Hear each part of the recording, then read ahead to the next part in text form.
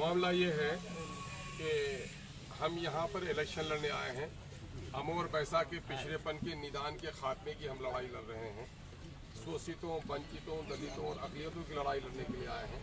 लेकिन ऐसे नेता जो पिछले कई सालों से इस इलाके के लोगों को गरीब और बदहाल रखना चाहते हैं, उनको हमारे आने से बड़ी तकलीफ पहुंची और वो लोग हमारे वर्कर्स को डराने और धमकाने लगे हैं। पिछले कई दिनों से सबा जफर साहब के लोग हमारे लोगों को डराने धमकाने लगे। हमारा एक छोटा भाई है वासिद, वो ताहिर चौक के नज़दीक शहबाज साहब के घर में रहता है। आज से 3 दिन पहले गाड़ी भरकर लोग आए वहाँ पर और इनका दरवाज़ा तोड़ने की कोशिश उन लोगों ने की और साथ ही अभद्र शब्दों से उन्होंने वो किया, नवाजा इनको, और ये भी कहा कि आगे तुम लोगों को देख लेंगे, और वो डराते धमकाते रहे। इसी तरह अधांग में टियरपारा में जो हमारे वर्कर हैं उनको डराया और धमकाया जा रहा है। उनके घरों पर जाकर उनको आइंदा देख लेने की धमकी दी जा रही है। इसी क्रम में कल हम लोग यहाँ, हमारी सभा थी कल 2 से 3 और सभा करके लोग बिखर गए। हम लोग टियरपारा की तरफ चल गए। हमारे कुछ कार्यकर्ता यहाँ स्थानीय तौर पर प्रचार प्रसार का काम कर रहे थे। उसमें वासिद हमारा छोटा भाई है वो भी था, शोएब बाबू भी थे, बरबट्टा के रहने वाले मिस्टर बाबू भी थे, ये हमारा सरवेली के ये गुड्डू बाबू जो ड्राइवर हैं बरबट्टा के, ये भी थे। उनको गुड्डू को भी मारा पीटा और मिस्टर के साथ भी अभद्र सलूक किया, शोएब बाबू के साथ भी मारपीट किया।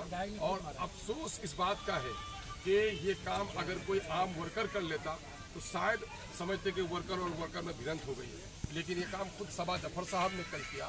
तो मैं यहाँ इलेक्शन लड़ने आया हूँ, मैं किसी से लड़ने नहीं आया। मैं ये मामला को, ये बहुत ही गंभीर मामला है कि लोकतंत्र में किसी की आवाज़ दबाई जाए।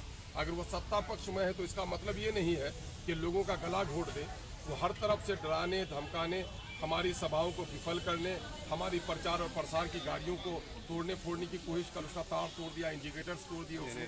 मैं इस मामले में, हालांकि कल पुलिस के नौजवान वहाँ पर खड़े थे, मैं इस वक्त इस मामले को यहाँ की जनता, अमोर बैसा की जनता के सामने में रखना चाह रहा हूँ कि इस वक्त कौन सा धंधा ये हो रहा है, ये कौन सी रंगदारी हो रही है। इस मुल्क की जो रीत दिन ब दिन खराब करने वाले लोगों से जिनका रिश्ता नाता है।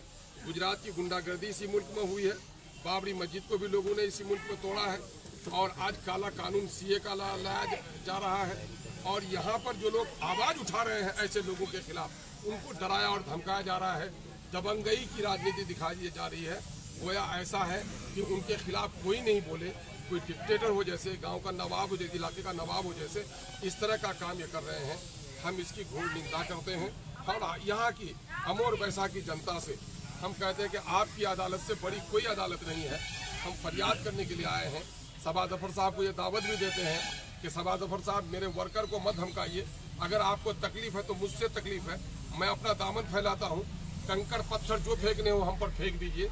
मैं इन कंकड़ पत्थर को लेकर हाजी मुजफ्फर साहब के मज़ार पर जाऊंगा और कहूंगा कि आपकी औलाद ने हमें ये सौगात दिए हैं, ये तोहफा मैं वहां तक पहुंचा दूंगा। और आपसे मैं और जनता से, मैं इस वक्त यहाँ की जनता से मैं इंसाफ की तलब करता हूँ कि आप हमारे साथ इंसाफ कीजिए। इन्हीं लोगों ने इस समाज को हमें से पिछड़ा रखा है, गरीबों को दबाने का काम किया है, उनका शोषण किया है, उनका दोहन किया है, डराया है, धमकाया है, धमका कर वोट लिया है, कभी उसकी जबान खोलने नहीं दी है। ऐसे लोगों को ऐसा लगता है कि एमआईएम के आने से उनकी चौधराहट मुतासिर हो जाएगी। तो इस बात से हमें काफ़ी तकलीफ है और हम अपनी इस तकलीफ के बारे में हम अपनी जनता के सामने में बात रखना चाहते हैं कि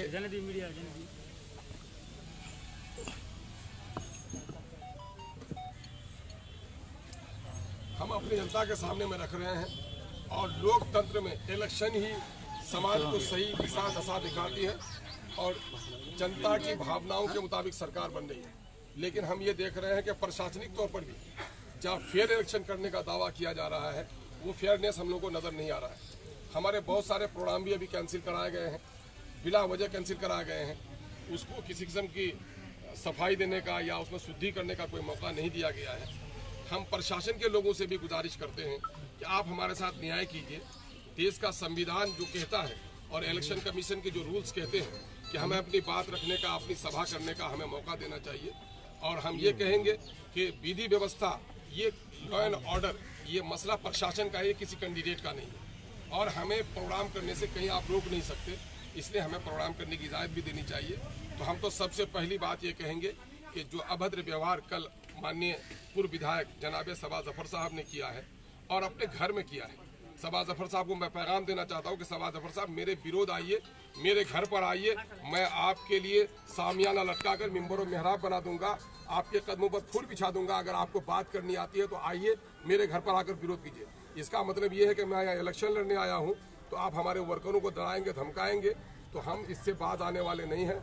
और हम यहाँ की जनता से, आधांग के लोगों से, टियरपाड़ा के लोगों से, बराईदगाह के लोगों से, रसेली के लोगों से, बरबट्टा के लोगों से, हम इन आमगाछी के लोगों से और इस क्षेत्र के जो लोग हैं जिन लोगों ने बिरादरीवाद की लड़ाई पिछले दिनों में इस क्षेत्र के विनाश का कारण यही हुआ कि सुरजापुरी और कुलिया की बिरादरी की लड़ाई इन लोगों ने। आज जब बिरादरी की लड़ाई नहीं चल रही है तो अगड़ी और पहाड़ी की बात करते हैं। अगड़ी और पहाड़ी की बात भी कर जब लोगों ने ठुकरा दी है तो अपने गाँव में ही आज उनको स्थान नहीं मिल रहा है तो गाँव के लोगों को मारपीट कर रहे हैं, डरा धमका रहे हैं और हमारे प्रचार और प्रसार पर वो नाजायज़ तौर पर पाबंदी लगाने की नापाक कोशिश कर रहे हैं। हमने अब की बार जनता के सामने हमें अपनी दावेदारी पेश की है और जनता से हमने इंसाफ की तलब की है।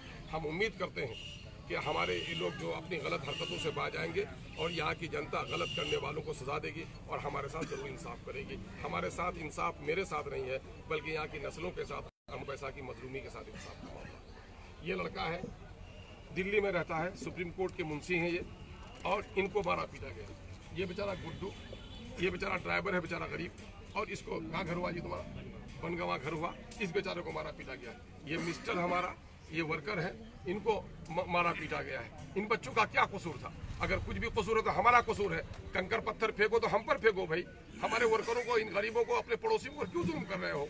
हम यही बात सबा जफर साहब को कहना चाहते हैं और यहाँ की जनता से ये पैगाम पहुँचाना चाहते हैं कि हम पर जो जुल्म हुआ है इसका इंसाफ आप। सर, लिखित में कई शिकायत भी की गई। हम लोगों ने आज यही कहा कि हम सबसे बड़ी अदालत जनता की अदालत को समझते हैं। हम अपनी जनता के सामने में आज अपनी शिकायत, प्रशासनिक तौर पर कोई कार्रवाई, प्रशासनिक तौर पर हम सोचेंगे, उसके सिलसिले में काम करेंगे। हम जनता सबसे बड़ी इंसाफ की घड़ी है। ये तो प्रशासनिक तौर पर रोकथाम का मामला हो सकता है लेकिन जनता को ऐसे चरित्र के लोगों के लिए 5 साल का इंसाफ करना चाहिए। हम अपनी जनता के सामने अपनी फरियाद रखेंगे। आगे संहिता का ये उल्लंघन है तो इसमें आपको रिपोर्ट करानी चाहिए क्या? यकीनन है कि हम हमारे वो जो लीगल सेल है उस मामले को देख रहा है और है ना, तो सोमोटो भी, जैसा कि मुझे खबर मिली कि पुलिस भी थी तो सोमोटो भी कर सकती है। हमारी लीगल टीम इस मामले को देख रही है लेकिन चूंकि इस वक्त मैदान में हूँ, मैं मसरूफ हूँ, मेरी फुर्सत उतनी नहीं है, तो मैंने चाहा कि अपने दर्द को मैं अपनी जनता के सामने में पेश करूँ। अभी आपने बोला कि जिस तरह से एक साजिश के तहत आपके कार्यक्रमों को निरस्त किया जा रहा है, क्या आपको लगता है कि आगे भी आने वाले आपके प्रोग्राम जो है निरस्त किए जाएंगे? नहीं, हम लोगों ने तो ऑफिसर से इसकी शिकायत की है।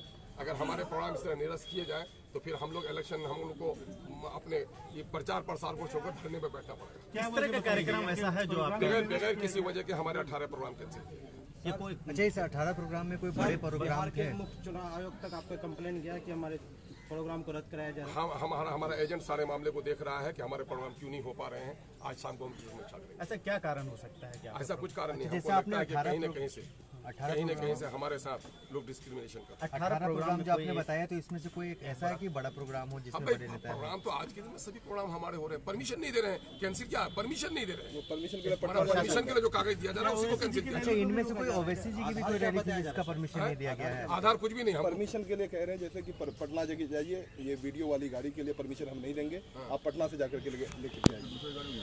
अच्छा, एक चीज बताइए, पिछले दिनों में हमने पार्लियामेंट का इलेक्शन लड़ा है और जो वीडियो वाली गाड़ी चलती है उसका परमिशन लोकल एडमिनिस्ट्रेशन ने दिया और अभी हमको उसके लिए पटना भेजा जा रहा है। तो कई चीजें हैं। अच्छा, ये बताइए, ये जो 18 कार्यक्रम हुए हैं इनमें से क्या ओवैसी का भी कार्यक्रम था? दिया है वो दे देगा।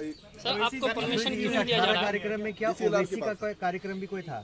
अभी नहीं, उसमें उनका कार्यक्रम। अच्छा, आने वाले तारीख में ओवैसी जी के कार्यक्रम भी होने हैं? हाँ, होने, उसमें भी से कोई कैंसिल? कोई काम नहीं, उनके प्रोग्राम भी कैंसिल नहीं हुआ। उनका परमिशन के लिए भी हम लोग अभी कागज आगे बढ़ा। अच्छा, इस कैंसिल होने के पीछे आपको क्या लग रहा है?